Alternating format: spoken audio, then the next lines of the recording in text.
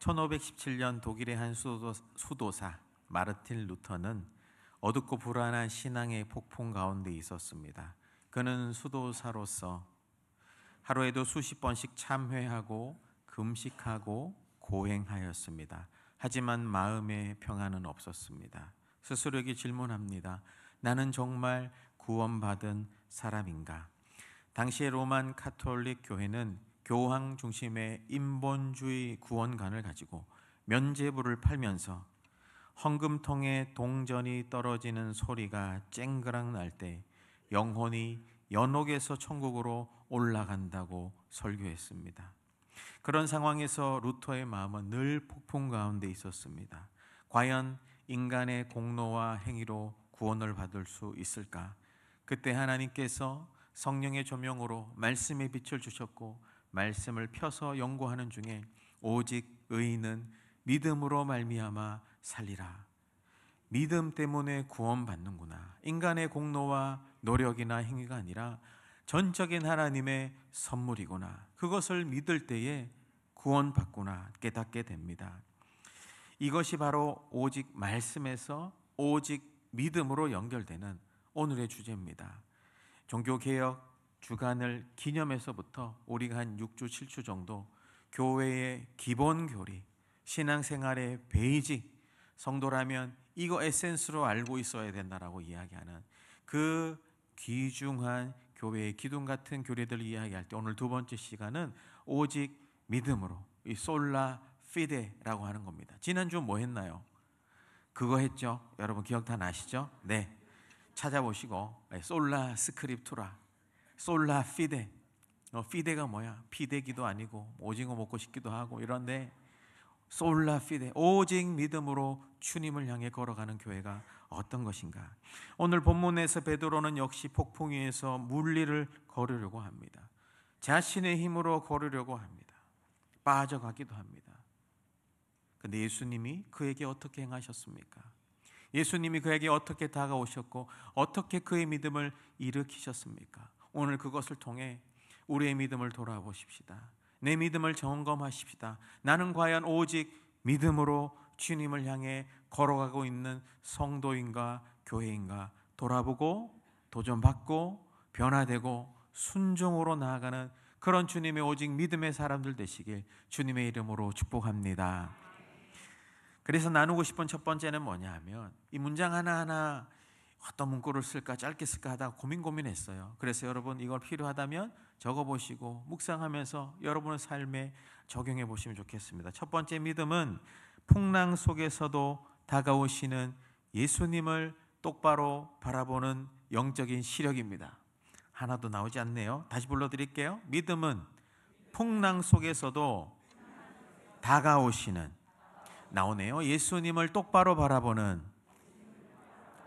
영적인 시력입니다.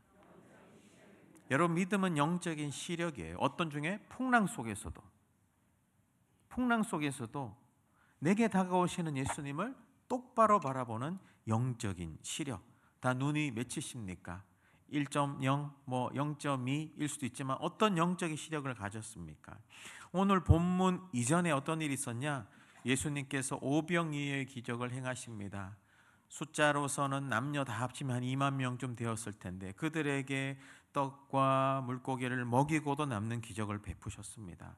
그런데 기적이 끝난 다음에는 또 각자 집으로 돌아갑니다.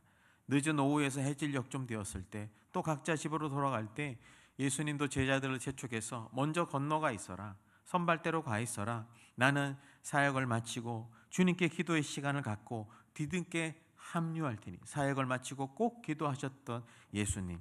제자들은 그 갈릴리 호숫가를 노져서 지나갑니다. 늘 자기들이 고기 잡았던 삶의 일상, 일터, 거기에서 노를 타고 저어가는 것은 쉬운 일일까요? 어려운 일일까요? 식은 죽 먹기 같은 일상의 일입니다. 24절에 배가 이미 육지에서 수리나 떠나갑니다. 그런데 바람이 거스름으로 갈릴리 호수인데 바다라고 이야기하는데 남북이 20km 정도 됩니다. 호수가 동서가 12km 정도 됩니다. 면적이 160km입니다. 또 평지보다 해수면보다 200m 낮은 지대에 있고 깊이가 또 46m로 더 내려갑니다. 호수의 크기가 바다처럼 큰 거죠. 그들의 삶의 터전에서 이게 바다라면 이렇겠다. 그래서 갈릴리 바닷가 호숫가라고도 하는데, 그런 호숫가에 바람이 붑니다. 북쪽 헬몬산에서부터 내려오는 차가운 바람이 낮은 지대 호수의 따뜻한 공기를 만나는데 해수면보다 더 낮으니까 바람이 후 이렇게 부는 겁니다. 바람이 급격하게 불어요. 실제로 이 갈릴리 호수는 밤에 강한 비를 동반한 비바람이 해수면보다 더 세차게 불어서 마치 파도가 크게 일렁이는 것 같은 물결이 있는 데입니다. 밤에 운전 아니면 밤에 노저 가면은 어려울 수 있는 거죠. 그래서 해질녘쯤에 빨리 가려고 갔는데, 지금 무슨 얘기냐? 전날 늦은 오후 저녁쯤에 출발해서 갔지만 노젓는 게 일상이고 식은 죽 먹기 같은 그들이었지만 지금 그들이 여전히 노젓고 있다라는 겁니다. 호수 어디쯤에 있느냐? 병행구절 요한복음 6장 19절에 보면 25 스타디온, 이게 스타디온이라고 하는 것은 185m를 하는 이 도량령 단위인데, 이것을 25로 곱히면 몇이 됩니까? 그쯤 됩니다, 여러분. 약 4.5에서 5.6km쯤 됩니다. 양옆이 12km라고 했는데 5km, 6km 치면 한중간에 있는 겁니다. 늦은 오후부터 밤중부터 해서 이제 오후부터 노를 저어 갔습니다. 그럼 벌써 도착해도 됐어야 되는데 바람이 불어요. 나아가질 못해요. 겨우겨우 왔는데 호수 한중간입니다. 뒤로 가지도 못하고 앞으로 나아가지도 못하는 바람이 세차게 붑니다. 만약에 비를 동반했다면 철썩철썩 휘 효과음이 좀 납니까? 그게 막 부딪혀요. 12명의 제자들의 최선이 있었다 치더라도 야 노져봐, 아프 빨리. 이게 고난을 당한다고 이야기해요. 표현의 24절에 이 고난이라는 말이 산모가 출산의 고통을 이야기하는, 빨리 잡아. 파도 같은 물결이 배를 꽉 때립니다. 온도가 떨어집니다. 세찬 비바람이 배가 뒤집어지려고 그래요. 배멀미할 수도 있고, 이러다간 다 죽겠다. 우리 이러다가 죽겠다. 예수님이 가라에서 갔을 것뿐인데 우리를 힘들게 하려고 예수님이 그러셨냐.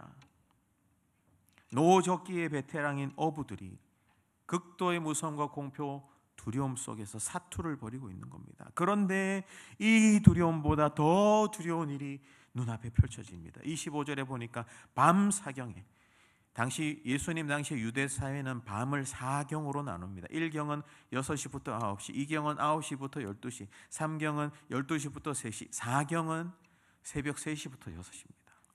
전날 밤 오후 늦은 오후부터 저었다 치더라도, 만약에 새벽 3시만 치더라도 최소한 10시간에서 12시간 이상씩, 10시간에서 12시간 이상씩 밥 해보신 분 있습니까? 10시간에서 12시간 이상씩 설거지 해보신 분 있습니까? 그거보다 더한 것이 노를 저 나아가지도 못하고 비바람 때문에 어프 넘어질 것 같은, 빠질 것 같은, 밤새 거친 풍랑과 파도와 바람과 사투를 벌이는, 근데 지금은 가장 어두운 밤 사경입니다. 앞이 보이지 않는 가장 어두울 때 기진맥진했을 겁니다. 진이 빠질 대로 빠졌을 겁니다. 그런데 어떤 존재가 그 파도와 바람과 풍랑을 뚫고 오는 게 보입니다. 전설의 고향도 아니고 서프라이즈도 아니고, 여기에서 걷다라는 말은 땅 위에 발을 두 발로 정확하게 딛고 서듯이 서 있다라는 겁니다. 그런데 지금 땅 위가 아니라 물 위입니다. 물 위에 어떤 존재가 정확하게 두 다리로 서서 걸어오고 있다고 이야기합니다. 여기에서 자유주의자 해석자들, 성경이 허구라고 말하는 사람들은 예수님이 물 위를 걸을 수가 있겠냐, 열심히 수영을 해서 왔을 것이다. 그런 중에 수영을 하는 것도 대단한 것 같아요. 뭐 버터플라이를 했는지 이렇게 상체가 보였다가 내려갔다가 보였다가 내려가서 했는지 모르겠지만 말도 안 되는 소리인 거예요. 원문을 보면 금방 알 수 있을 거예요. 원문을 보면 예수님은 정확하게 파도와 풍랑을 두 발로 밟고 서서 제자들에게 다가가고 계신 겁니다. 여러분, 때로는 우리 인생에 믿음의 눈으로만 봐야 보여지는 게 있어요. 인간의 눈으로, 이성의 한계로, 감정으로, 육신으로 바라보며 오늘 제자들처럼 어떻습니까? 유령이다. 주님을 눈앞에 놓고도 유령이다. 고스트다. 여러분, 예수님은 고스트가 아니라 갓입니다. 영국식 발음으로 god입니다. god. 예수님은 주님이시라고요. 우리 인생의 눈으로, 내 육신 눈으로 보면 이해되지 않는 게 있어요. 왜 이때에 하나님은 나를 도와주지 않는 것인가? 이때 하나님이 어디 계신가? 그냥 힘든 게 아니라 가장 힘든데 죽을 것 같아요. 근데 죽을 것 같아요가 아니라 나 이제 죽었다고 생각하는 그 순간, 가장 힘든 시간이 지날 그 끝 무렵에 주님은 얄궂게도 그때 다가오세요. 얄궂게가 경상도 사투리인데 참 치사한 것도 아닌데 어떻게 표현해야 될지 모르겠습니다. 느낌을 받으십시오. 좀 더 일찍 다가오셔서 살려주셨다면 더 좋았을 텐데 왜 그때? 여러분, 그럴 때가 있어요. 이유도 알지 못합니다. 하지만 확실한 것은 하나님의 분명한 뜻이 있다라는 겁니다. 그때에, 그 마지막 그때에 다가오시는 하나님의 분명한 뜻이 있다라는 겁니다. 내 마음의 아픔과 절망, 원망도 있지만 그것을 다 위로하고 갚아주실 만한 하나님의 놀라운 치료와 회복의 타이밍이 있다라는 거예요. 이것을 믿어야 하는 겁니다. 아무에게나 시련과 시험을 주는 분이 아닙니다. 하나님의 특별한 뜻과 계획이 분명히 있는 것입니다. 26절에 제자들이 그가 바다 위로 걸어오심을 보고 놀라 그 집채만한 파도와 물결 세찬 바람을 그 두 발로 굳게 서서 성큼성큼 걸어오고 계신 겁니다. 유령이라고 했지만 가까이 다가오면 다가올수록 주님이 보여지는 거죠. 여러분, 믿음은 유령이 아닙니다. 유령의 원뜻은, 본문의 원뜻은 실체 없는 헛개비라는 뜻인데, 믿음은 실체 없는 헛개비가 아니라 실체가 있는 겁니다. 여러분, 믿음의 실체가 무엇입니까? 말씀이신 예수 그리스도십니다. 이 땅에 오셨고 이 땅에서 삶을 공생애로 사셨고 메시아 되셨고 나를 위해 십자가신 그분이 우리 믿음의 실체라고요. 정녕 믿음의 대상이 뭡니까? 하나님과 하나님의 말씀. 펜 있으신 분은 적어 놓으셔요. 믿음을 제가 정리해 드리면, 믿음의 대상은 하나님과 하나님의 말씀을 믿는 거고, 믿음의 근거는 하나님의 아들 예수 그리스도 십자가고, 믿음의 확신은 성령 하나님의 역사인 겁니다. 이 믿음이 우리 안에서 일어나야 하는 거예요. 실제로 이 땅에서 육신으로 오신 하나님의 아들 그 예수님이 실제로 나의 죄를 지시고 십자가에 달려 죽으셨고 또 실제로 3일 만에 부활하셔서 그를 믿는 모든 자가 하나님의 백성이 되도록 실제로 길을 열어주신, 믿음은 실제입니다. 허구가 아닙니다. 믿음은 믿습니다, 목에 힘주고 감정하는 이 감정놀이가 아니에요. 여러분, 믿음이 있으십니까? 그러면 실제 되신 예수님에 대한 분명한 믿음의 눈이 있어야 됩니다. 믿음은 풍랑 가운데도 내게 성큼성큼 다가오시는 예수 그리스도를 똑바로 바라보는 영적인 시력입니다. 똑바로 바라보지 못하니까 무서운 거예요. 똑바로 바라보지 못하니까 금세 눈꺼풀이 무거워지고 잠이 들려고 하고, 똑바로 바라봐야 된다고요. 예수께서 27절에 이야기합니다. 즉시 이르시되 무서워서 두려움에 빠지는 그들의 유령이다 했지만 주님은 그럼에도 다가오셔서 안심하라. 즉시 지체하지 않고, 예수님은 저 멀리서 오기보다 아마 산에서 기도하시다가 풍랑 가운데 빠져서 위기에 있는 그들을 향해 너무 급한 나머지 성큼성큼 무리를 걸어갔지 않았을까?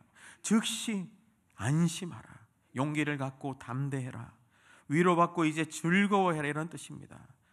안심하라, 나니, 나라는 이런 뜻이고, 이게 에고 에임이라는 것인데, 출애굽기 3장 14절에 보면 불타는 떨기나무 앞에, 모세 앞에 주님이 어떻게 나타나십니까? I am I, 나는 스스로 있는 자다. 보통은 I am me 목적격을 쓰는데 목적격 쓰지 않고 주격과 주격, 하나님은 스스로 있는 주인이시라는 분입니다. 예수님이 그 말처럼 나라고. 어떤 CEO 회장님이 회사에 일이 있어 전화합니다. 그래서 오래된 베테랑 직원이 여보세요.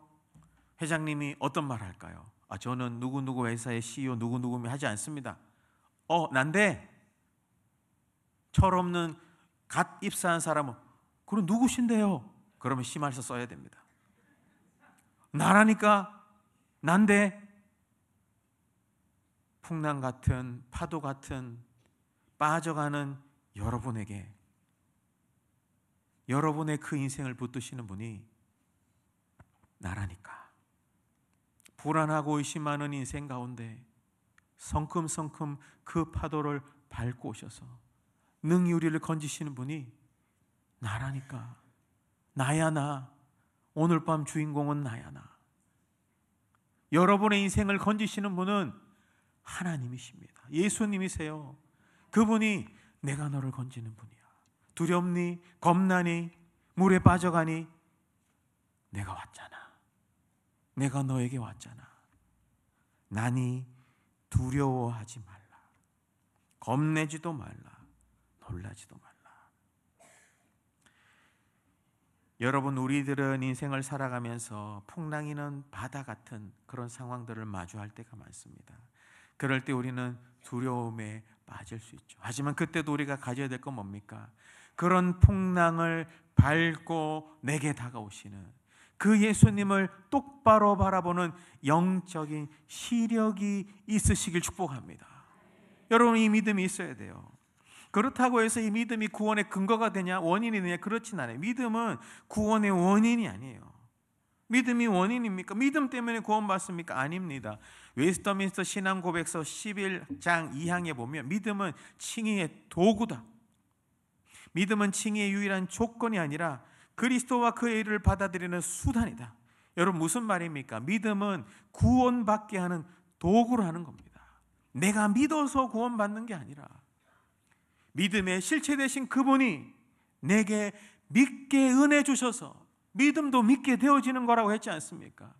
믿음이라는 선물 주셔서 내가 구원받는 거지, 내가 믿어서 구원받는 게 아닙니다. 이 믿음의 공로와 행위를 의지하는 것도 아닌 거죠. 믿게 하시는 하나님의 은혜라는 거죠. 오직 믿음으로 달려가라고 이야기합니다. 내 공로가 아닙니다. 믿게 하시는 주님 믿고 가라는 얘기입니다. 그런 차원에서 여러분은 영적인 시력이 몇이십니까? 잘 보고 계십니까? 무엇을 보고 계십니까? 옆 사람 눈 한번 바라보십시오. 눈 감고 계시니 뜨고 계신지, 무엇을 보고 계십니까? 그래서 이쯤 되면 잠 올 때 것 같아서 사진을 하나 준비해 왔어요. 사진 하나 보여주시겠어요? 여러분, 무엇이 보이십니까? 이 그림은 1930년 미국의 심리학자 에드윈 보링이 발표한 논문에서 1915년 미국의 한 유머 잡지에 게재한 어떤 윌리엄 엘리일이 말한 어떤 여성의 그림이기도 하고, 이렇게 보면은 여성의 왼면인 것 같기도 하고, 이렇게 보면 또 나이 든 외국 할머니의 콧볼이 같기도 하고. 무엇이 보이십니까? 무엇이 보이세요? 다음 사진을 또 한번 봅시다. 무엇이 보이십니까? 무엇을 보고 계세요? 아프리카 대지 위에 저 나무들이 보입니까? 아니면 어떤 형상이 보입니까?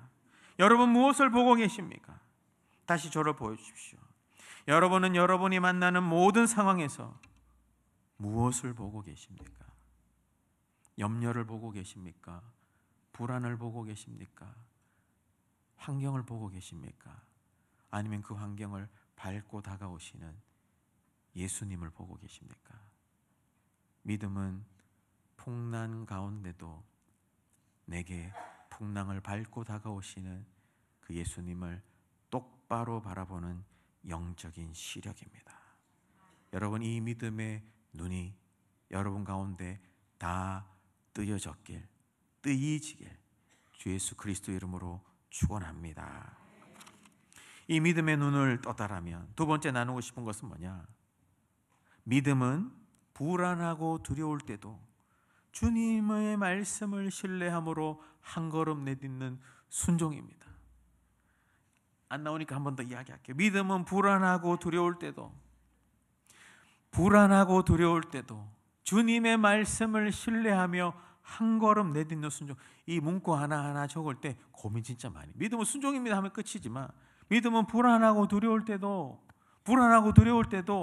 무엇을 믿어야 된다고? 주님과 주님의 말씀을 신뢰함으로 그치는 게 아니라 신뢰하기 때문에 믿음으로 한 걸음 내딛는 순종까지 가는 게 믿음이에요.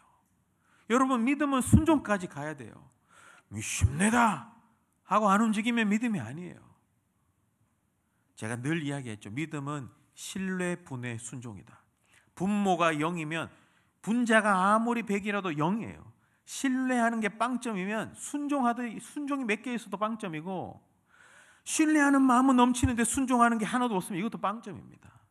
신뢰하는 마음을 통해 순종하는 자리까지 나아가야 돼요. 28절에 보면 베드로가 그 풍랑 가운데 다가오시는 예수님을 향해서, 어제 예수님을 알아야 되니까 28절에 주여 만일 주님이시여거든, 아직까지 그건 확실하지 않고 그런가 본지, 주님 만일 주님이시거든 나를 명하사 물 위로 오라 하소서.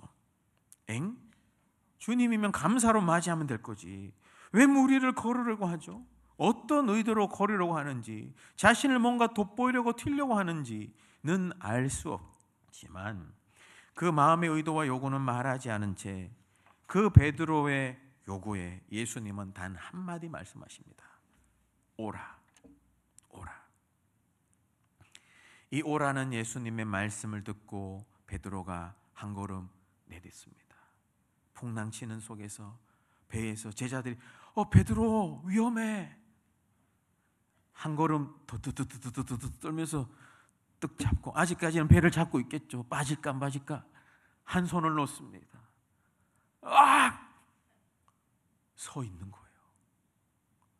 첨벙첨벙 되던 물이 단단한 반석처럼 되는 겁니다. 어떻게? 주님의 말씀을 듣고 순종하니까. 말씀을 듣고 순종하는 믿음 때문에 물 위에 서는 기적을 누린 거예요. 출애굽의 이스라엘 백성은 물이 옆으로 서서 땅바닥을 밟고 지나갔지만, 베드로는 물 위를 밟고서는 기적의 주인공이 된 거예요. 근데 여기서 재미난 것은 베드로는 물 위에 섰다라고 이야기하지만, 앞절에 예수님은 바다 위를 밟고 지나왔다고 이야기해요. 이것은 큰 풍랑과 거친 비바람을 뚫고 성큼성큼 다가오시는 예수님의 그 크심을 더 극대화하는 겁니다.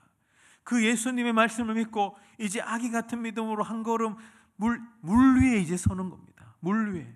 근데 여러분, 물 위에 처음 서는 게 두렵고 떨리는 거지, 한 번 서고 또 한 번 서고 이게 반복되다 보면 물 위에 서는 믿음이 바다 위를 달려가는 믿음 될 줄 믿으시길 바랍니다. 믿음은 그렇게 자라나야 돼요. 성장해야 돼요. 성숙해야 돼요. 30년 전의 믿음 그대로 지금 있다라면 30년짜리 애기밖에 안 돼요. 한 달을 믿어도 10년치 자란 사람도 있어요. 믿음은 자라나야 되는 겁니다. 물 위를 걷는 믿음이 시작일지라도 한 걸음 내딛어 갈 때 바다 위를 걷는 믿음까지 가야 하는 겁니다. 바다 위를 걷는 믿음까지. 섬기다 보면 쉽지 않을 때가 있습니다. 상황이나 환경이 섬기기 어려울 때도 있습니다. 섬기는 처음이 참 어렵지만, 하지만 여러분, 믿음으로 한 걸음 내딛고 섬기다 보면 그것도 익숙해지는 겁니다. 어려운 중에도 베풀 수 있고, 힘든 중에도 나눌 수 있고, 바쁜 중에도 섬길 수 있는 겁니다. 믿음의 첫걸음이 중요하다는 겁니다. 하이델베르크 그 요리 문답 60이랑이 왜 너는 오직 믿음으로만 의롭다 하심을 받느냐고 말하느냐, 답이 뭐냐 하면 오직 믿음으로, 그 믿음의 순종으로 그것을, 그리스도의 의를 나의 의로 삼을 수 있다라는 겁니다. 무슨 말이냐? 믿음은 그리스도의 완전한 순종, 십자가에 달려 순종하신 그리스도의 그 의를 나의 믿음으로 순종을 통해서 내게 받아들일 수 있다는 겁니다. 살아낼 수 있다는 겁니다. 예수님도 하나님 앞에 순종함으로 십자가에 달리셨잖아요. 우리도 그분을 따른다라면 그 순종의 영역까지 가야 된다라는, 그게 믿음이라는 겁니다. 여러분, 믿음은 순종까지 가야 돼요. 복잡한 계산이 아니라 그분의 음성 한마디에 믿음으로 아멘하며 순종함으로 물 위에 서는 순종까지 가야 돼요. 순종까지 가야 됩니다. 아버지와 아이가 다리 위를 건너갑니다. 삐걱삐걱대는 나무 다리 위를 건너가는데 아이가 질문합니다. 아빠, 무서운데 이 다리 튼튼합니까? 아빠는 대답합니다. 중요한 건 너가 아빠 손을 꼭 잡고 있다는 사실이야. 우리가 든든하지 않고 불안한 그런 다리 위를 걸어갈지라도 우리의 손을 붙들고 계신 분이 누구십니까? 그 주님을 믿는다면 우리도 그 주님의 손 붙잡고 연약하지만 한 걸음 내디뎌 보는 겁니다. 순종해 보는 거예요. 순종해야 됩니다. 순종하지 잘 못하는 분에게 제가 질문하면 혹시나 여러분들은 불안하고 의심과 두려움 때문에 순종하지 못한다면 누구의 말을 듣고 있어서 그런가요? 상황을 바라보고 사람들의 말을 듣고 내 안의 경험의 말을 듣고 염려의 말을 듣고 이런다면 순종하지 못합니다. 하지만 주님의 말씀을 듣는다면 그 주님을 믿는다면 순종함으로 한 걸음 내디뎌 보십시오. 그럼 물 위에 서게 되는 기적을 누린다니까요. 안 믿는 것 같아서 하나 더 이야기해 드리겠습니다. 제가 서남아시아 아프리카권에 선교 여행 갔던 적이 있습니다. 어느 빈민촌 정말 이런 데 사람이 살 수 있을까? 양철, 나무 이것도 한 단계 집도 그렇습니다. 다 흙밭이고 그런데 가서 복음을 전했었던 기억이 있어요. 팀들하고 같이 가서. 그래서 한국에서 왔고 구호품도 나누고 예수님에 대해서 증거하고 그래서 좋았습니다. 호응이 좋았어요. 그러니까 마을 사람들이 우리가 예수님이 우리를 구원하십니다. 예수 믿으면 우리가 구원을 얻고 영생을 얻고 주님이 우리의 삶을 살려주십니다 하니까 마을 사람들이 우리를 초대해서 어디로 갑니다. 어디로 가느냐? 가보니까 좀 어둑어둑해졌던 것 같은데 불도 안 킨 집이에요. 한 집에 어떤 할머니가 사는데 눈이 보이지 않습니다. 눈이 보이지 않는 그분 앞에 왔는데 뭐라고 이야기하느냐? 기도해달래요. 선교여행 갔는데 이렇게 어려운 시험을 당합니다. 뭡니까? 기도해서 눈 뜨게 해달라는 거 그 믿음인지. 그래서 팀들이랑 가서 어떻게 하죠? 주님 어떻게 하죠? 그래서 먼저 복음을 전했어요. 예수님이 우리 당신을 위해서 십자가에 달려 죽으셔서 죄 사한 줄 믿으십니까? 믿으신다면 그분을 나의 주님으로 영접하십시다. 우리 인생에는 나의 처랑 노로 갈 수 있지만 우리 주님께 갈 수 있는 유일한 길은 예수 그리스도밖에 없으니 그분을 나의 믿음으로 마음으로 믿고 입으로 시인하면 하나님 자녀가 됩니다. 벽에 벌려보니까 12개 팔 달린 그림도 있고 성모 마리아 그림도 있고 이거 말고 유일한 예수님 그림 외에는 안 됩니다. 그림도 아니라 마음으로 믿어야 됩니다. 믿겠대요. 마음으로서는 못 믿겠다 했으면 이제 그냥 돌아갈 텐데 기도 안 하고. 근데 믿겠대요. 진짜요? 하면서 알겠습니다. 점점 더 어디로 가느냐? 이분의 기도해서 눈을 뜨게 해줘야 되는 타이밍으로 가고 있는 겁니다. 선교여행 갔는데 그래서 또 이렇게 믿고 사람들이 막 기대해서 다 사람들이 마을로 모이는 겁니다. 그래서 팀들이랑 선교사님에게도 어떡하고 선교사님 우리 같이 기도하시죠. 주님이 우리 가운데 역사하실 줄 믿습니다 하면서 그럼 우리 다 같이 한국말로 주여 주여 주여 갈로 열고 주님 눈 안 뜨면 쪽팔립니다. 갈로 닫고 주여 주여 거룩하시고 존귀하신 갈로 열고 눈 안 뜨면 쪽팔린다니까요. 주여. 어떻게 되었을까요? 어떻게 되었을까요? 눈을 뜨지 못했습니다.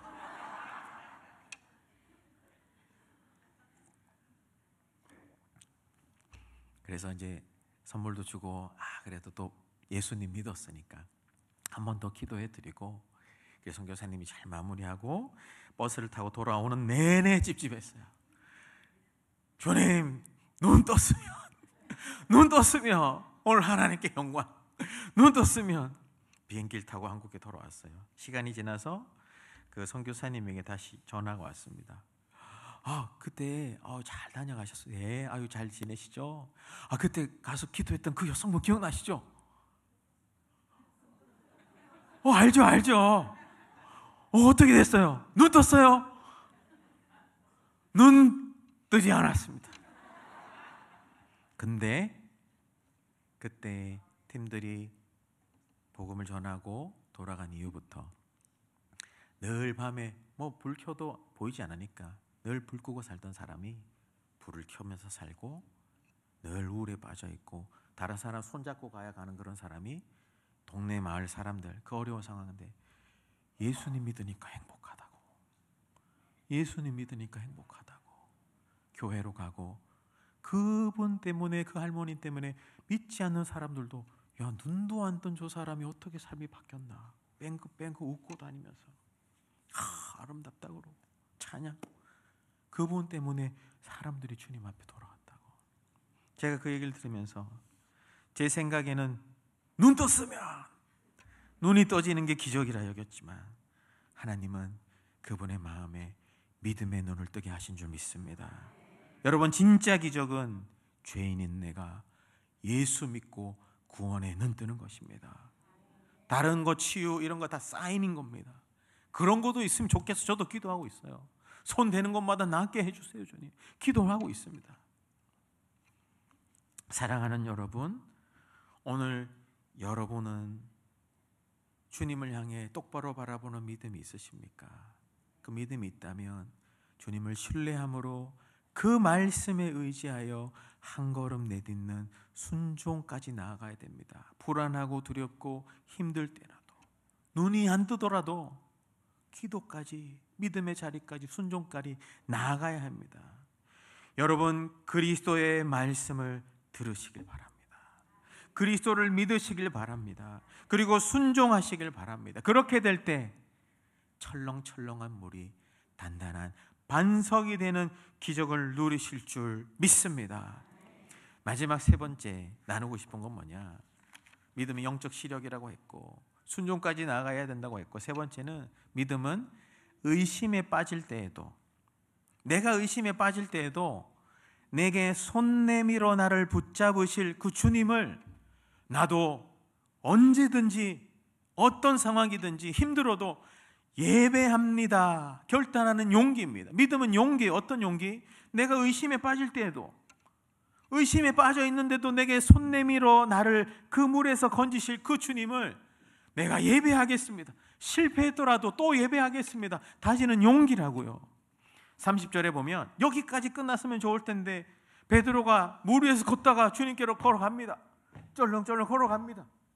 주님을 바라봤으면 되는데 시선이 다른 걸 바라봅니다. 30절에 보면 바람을 보고, 사본에는 거칠고 강한 바람이었다고 이야기하는데 주님을 바라봤으면 파도 치고 어프어프 해도 걸어갔는데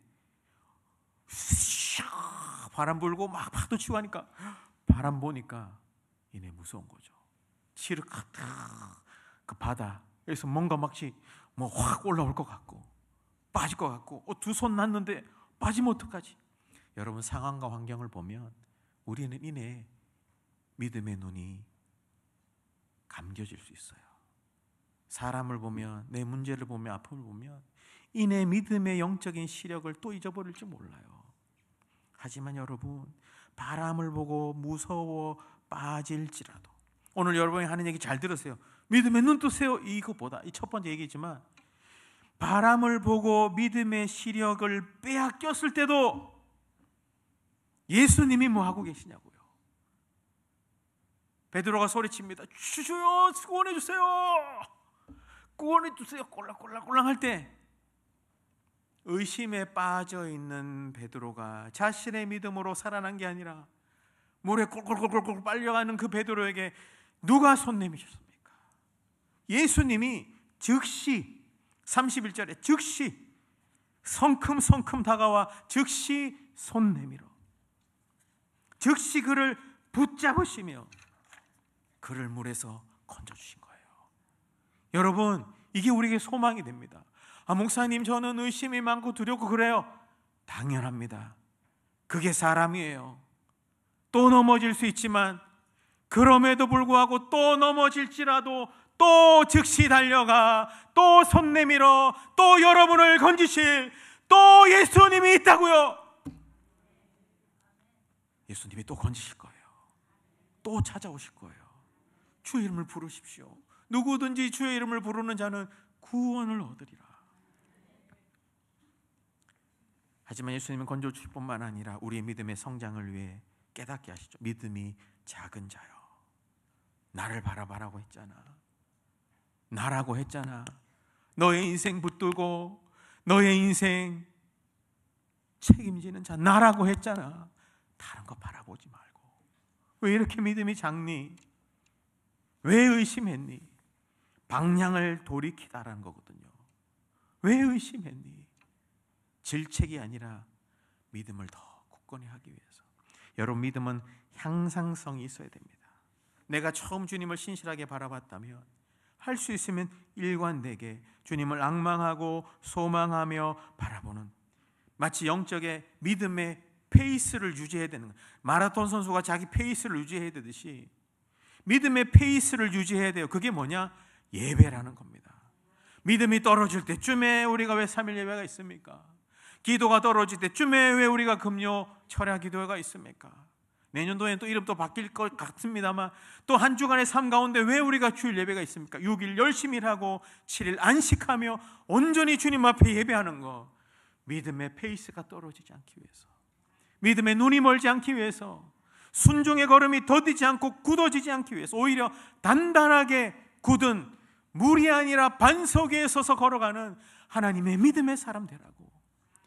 우리의 믿음의 눈을 유지하고 믿음의 시선을 유지하고 이 믿음을 유지하게 하는 것이, 영적인 이 믿음의 페이스를 유지하는 게 예배라는 겁니다. 32절에 보면 예수님께서 배에 오르십니다. 그 불안하고 두렵고 휘퉁휘퉁거리는 그 배에 예수님이 오르시자 어떻게 됩니까? 바람이 그치는지라. 원문으로 보면 즉시 칼로 자르도 완전히 멈추다는 겁니다. 예수님이 오늘 우리 인생에 승선하셨습니다. 불안하고 연약하고 두려워 희청희청하고 또 의심하여 빠질 수 있는 우리 인생에 예수님이 오셔서 함께 타셨다고요.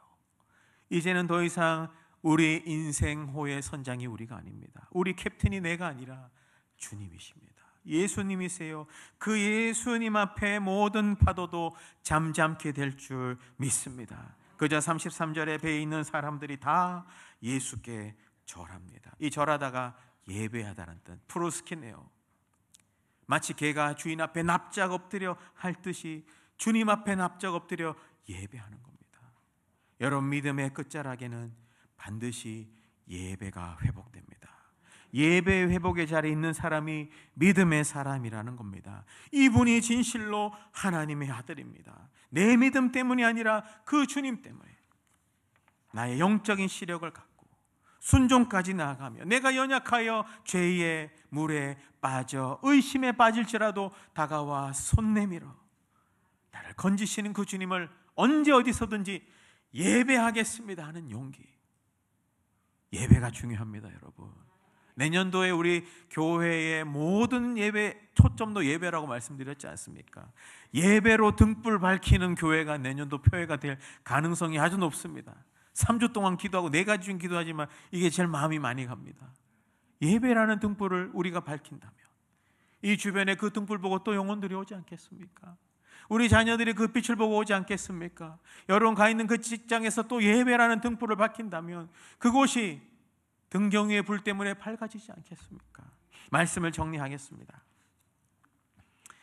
어떤 권사님은 젊은 나이에 남편을 먼저 보내고 자녀들 어떻게 키울지 막막했다고 합니다.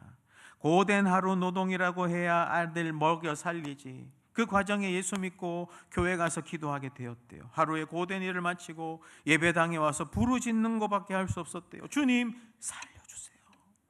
애들 클 때까지만이라도 살려주세요. 그게 그분의 인생의 파도를 밟고 걷게 하시는 주님의 역사입니다. 우리 주님 나를 부르시니 그거 해주세요. 여러분, 믿음이 자라나는 거예요. 결국 내가 의지할 것은 나 자신도 아니고 주님밖에 없어요. 결국 주님 의지하는 자의 가정, 인생, 자녀를 주님이 지켜주시는 거예요. 주님의 손이 놀지 않습니다. 주님의 손은 한가하지 않아요. 오늘도 주님을 예배하는 자에게 바삐 가서 그 손으로 일으키십니다. 제가 좋아하는 찬양 중에 나의 가는 길, 오늘 찬양할 건 아니지만 영어 가사가 God will make a way where there seems to be no way. He works way we cannot see. He will make a way. 제가 영어 방언이 터져버렸네요. 내 눈에 보이지 않아도 주님은 나를 위해 일하신다. 길을 내시는 분이에요. 그래서 그분의 이름이 길이잖아요. 길. 그래서 예수 그리스도로 오며 살아가는 거 아닙니까? 제가 왜 이렇게 흥분하죠? 거친 파도는 숙련된 뱃사공을 만드는 겁니다. 인생에 어떤 거친 파도 풍랑이 여러분 가운데 옵니까? 힘드실 수 있어요. 아프실 수도 있고. 하지만 여러분, 오늘 이 연약한 설교자가 힘주어 외치는 게 뭡니까? 오직 믿음으로 주님을 향해 물 위를 걷는 기적의 주인공 되시길 축복합니다. 영적인 시력을 잊어버리면 안 됩니다. 예수님만 똑바로 바라보면 이기는 겁니다. 이 또한 다 지나가는 거예요. 그리고 예배의 자리 반드시 지키십시오. 그게 우리가 영적인 믿음을 유지하는 페이스 유지하는 겁니다.